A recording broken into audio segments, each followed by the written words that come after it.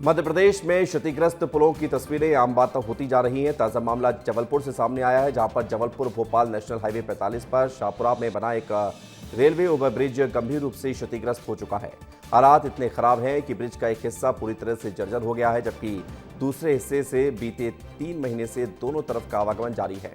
ये हिस्सा भी कमजोर हो चुका है, कभी भी बड़ा हादसा हो सकता है। स्थानीय लोगों के मुताबिक तेज बारिश, घटिया निर्माण और खराब इंजीनियरिंग के चलते 3 साल के भीतर ही रेलवे ओवरब्रिज का एक हिस्सा धराशायी हो गया है। इसके बावजूद भी जिम्मेदार विभाग ने दूसरे हिस्से को ही आवागमन के लिए खुला रखा है, जिसे जैक लगाकर सहारा दिया गया है।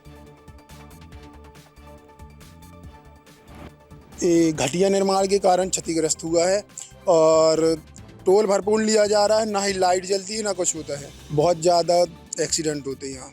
हाँ, उसमें जैक लगा के टेम्परेरी तो कर दिया गया है, पर उसमें बहुत बड़ा हादसा हो सकता है। हमेशा इसमें खतरे का डर है। बाजू से रेलवे का जाने का ट्रेन का रास्ता है, वो भी हो सकता है कि एक दिन भसक के उस पर भी ब्रिज गिर सकता है और ये बाजू वाला ब्रिज भी कभी भी गिर जाएगा। पूरा मतलब भोपाल का रास्ता बंद हो सकता है।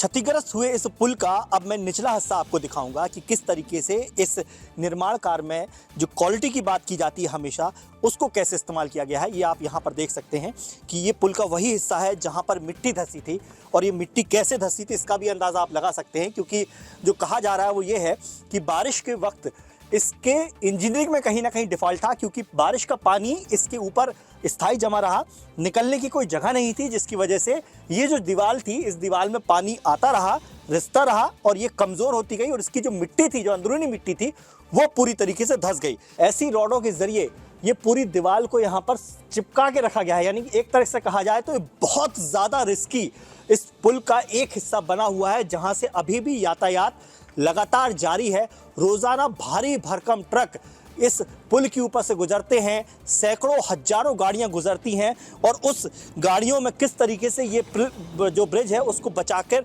रखा गया है। और ये वो रेल की पटरियां हैं जिसके नीचे से ट्रेन गुजरती है। तो कुल मिलाकर ये कहा जा सकता है कि मध्य प्रदेश में पुल्स हों या फिर सड़कें हों, निश्चित तौर पर भ्रष्टाचार की दीमक इनमें लगी हुई है, क्योंकि आड़े दिन या तो इंजीनियरिंग में डिफ़ॉल्ट आता है या फिर निर्माण कार्यों में। निश्चित तौर पर यह बेहद गंभीर मामला है, जिसे संगीनता से जिम्मेदारों को देखना चाहिए। दुर्गेश कुमार, विस्तार न्यूज़।